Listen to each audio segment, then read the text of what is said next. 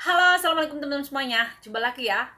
Sebelumnya saya ucapkan untuk kalian semuanya di luar sana semoga senantiasa dimudahkan rezekinya, apa yang kalian cita-citakan segera tercapai, dan kalian yang mau berangkat ke Hong Kong semoga segera sampai di sini ya dan dapat majikan yang baik kerja sampai finish kontrak. Amin amin ya rabbal alamin. Oke. Video saya kali ini saya mau menceritakan tentang cerita salah satu TKW Hong Kong ya. Di mana TKW-nya ini belum X sama sekali. Jadi masih pemula. Dia mendapatkan job, rumahnya cukup kecil ya, cuma ukuran 450 lah. 450 bener 450 meter persegi, dan dia cuma menjaga nenek sama kakek, jadi bobo sama kungkung. Nah, dua-duanya ini masih sehat nih, cuma kalau yang neneknya itu jalannya itu udah nggak begitu bisa, jadi dia jarang pergi ke taman. Tapi kalau untuk si kakeknya ini, walaupun usia udah 98 tahun, si kakeknya ini masih sehat, jalan aja udah nggak pakai tongkat, pokoknya masih segar bugar gitu ya. Nah, yang saya mau ceritakan di sini, deritanya si mbaknya ini, dia tidurnya itu di ruang tamu. Padahal jelas-jelas di rumah itu ada kamar dua ya, karena kakeknya tidur sendiri, neneknya tidur sendiri. Terus sama neneknya dia itu suruh tidur di ruang tamu ya, jadi cuma sofa gini, satu sofa, kemudian tidur di ruang tamu. Nah, sebenarnya dia tidak masalah dengan tidur di ruang tamu. Sekarang yang jadi masalah buat dia, tiap pagi dia harus bangun jam 5.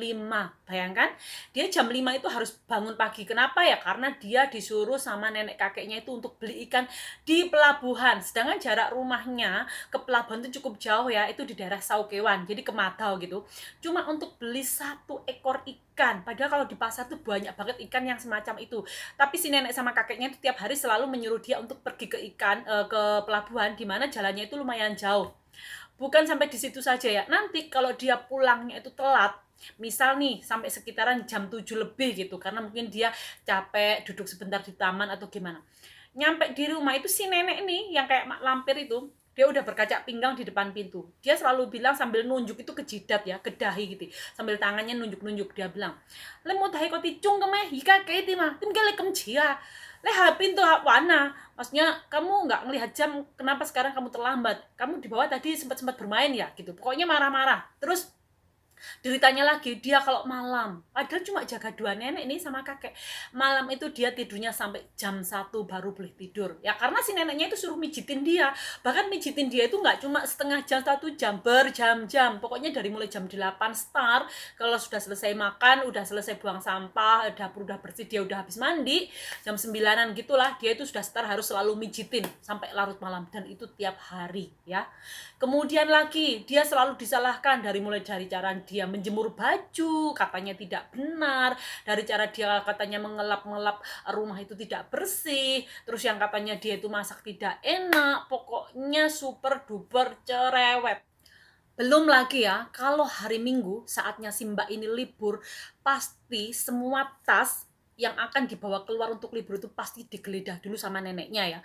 Padahal mbaknya ini nggak membawa apa-apa gitu, nggak mencuri, nggak mengambil barang dari rumah gitu. Jadi setiap hari Minggu libur, dia mau keluar, neneknya itu sudah standby gini, duduk di sofa, terus akhirnya suruh buka itu isi tasnya mbaknya ini. Jadi dibongkar semua, nanti kalau udah dicek satu persatu, baru mbaknya itu diizinkan libur. Dan yang parahnya, setiap hari libur Minggu, mbaknya ini baru boleh keluar itu setelah jam 10 ya. Jadi jam 10 pagi. Kalau mbak-mbaknya yang TKW biasa umumnya, saya sendiri kalau kita libur itu kan biasanya ya jam kita libur udah mau jam 7, mau setengah 8 terserah, karena kita memang hak mutlak kita libur gitu ya. Tapi mbaknya ini enggak, dia masih disuruh ini itu sampai suruh bikin bubur dulu. Nanti jam 10 baru dia boleh keluar.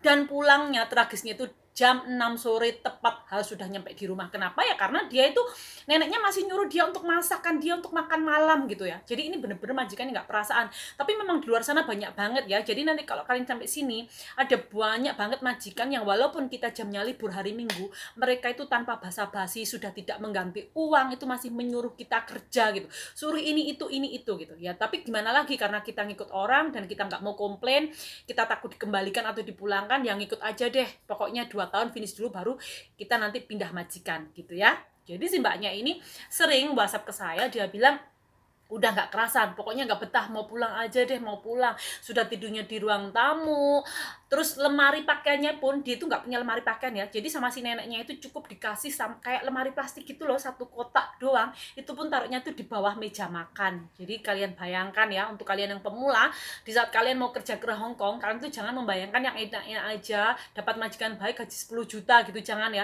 Jadi bayangkan juga yang jelek-jelek gitu, karena di luar sana banyak banget majikan itu yang bertingkah sudah cerewet, pelit, fasilitasnya itu juga tidak memadai, pokoknya jam kerjanya juga yang cukup lama sampai tidurnya malam, belum yang seperti kasus si mbaknya TKW ini ya. Jadi intinya mbaknya ini benar-benar mau pulang, nangis-nangis minta telepon ke agent. Si agentnya itu bilang bertahan aja dulu, jangan pulang karena masih tahap potongan gaji ya. Jadi ini seperti dilema ya, diteruskan itu udah nggak kerasan, kalau nggak diteruskan pulang itu pasti kena denda sama pihak PT, di mana visa sekarang sangat susah untuk turun. Nah solusinya, kalau kasus seperti mbaknya ini, saya memberi saran ke dia ya, dan alhamdulillah berhasil, mbaknya akhirnya kerja terus sampai finish 2 tahun ya. Jadi solusi yang saya kasihkan ke dia, ini yang gini, kalau kamu disuruh bangun ya jam 5, anggap aja itu sholat subuh jamnya Indonesia, ya kan? Kalau kamu disuruh jalan dari rumah jauh ke Madau atau ke pelabuhan, ya anggap aja itu olahraga pagi gitu. Terus kalau kamu disuruh sampai tidur malam jam 1, anggap aja itu lagi pelatihan diri gitu ya. Toh intinya banyak banget kan mereka yang di luar-luar sana mainan HP itu juga mainan sampai jam 1, jam 2 malam gitu ya. Anggap aja itu gitu, memang resikonya gitu. Terus kalau dicerewetin, ini masakannya nggak enak ya, kita belajar supaya masakannya enak. Kalau dibilang, kamu ini lo ngelap-ngelapnya nggak bersih, ya tanya ke dia, bersihnya gimana, supaya bersih itu harus gimana, coba ajarin saya gitu ya. Jadi jangan semua yang majikan marah kalian itu kalian ambil hati ya. Saya tekankan, orang Hong Kong tidak punya perasaan. Mereka rata-rata tidak punya agama, tidak punya sopan santun. Jadi mereka jarang punya hati ya. Banyak mereka di luar sana itu tidak punya hati. Tidak seperti kita orang Indonesia yang peka. Kita kan dikit-dikit itu baper ya, karena kita pakai perasaan. Kalau orang Hong Kong enggak, mereka memang tidak punya sopan santun, tidak punya hati kalau saya bilang ya. Jadi kalau mereka selalu ngomong, dia nggak pernah memikirkan, oh ini nanti yang saya bilang ini sakit hati enggak ya. Dia nggak akan pernah berpikir seperti itu ya. Dan alhamdulillahnya setelah saya kasih saran, si mbaknya ini akhirnya bertahan gitu ya. Ujung-ujungnya ya udah akhirnya bertahan dan alhamdulillah finish kerja 2 tahun sampai akhirnya dia sekarang sudah pindah majikan dan mendapatkan majikan yang super duper baik. Bahkan jam 7 malam itu sudah mematikan lampu, mereka sudah tidur karena menjaga cuma satu nenek. Dan alhamdulillah neneknya itu baik banget, tidak pelit, royal sama uang, tiap hari diajak makan keluar, dibeliin baju, dibeliin makanan, dikasih uang gitu ya. Jadi dari video ini yang kita bisa pelajari, jangan mudah menyerah, yang pertama.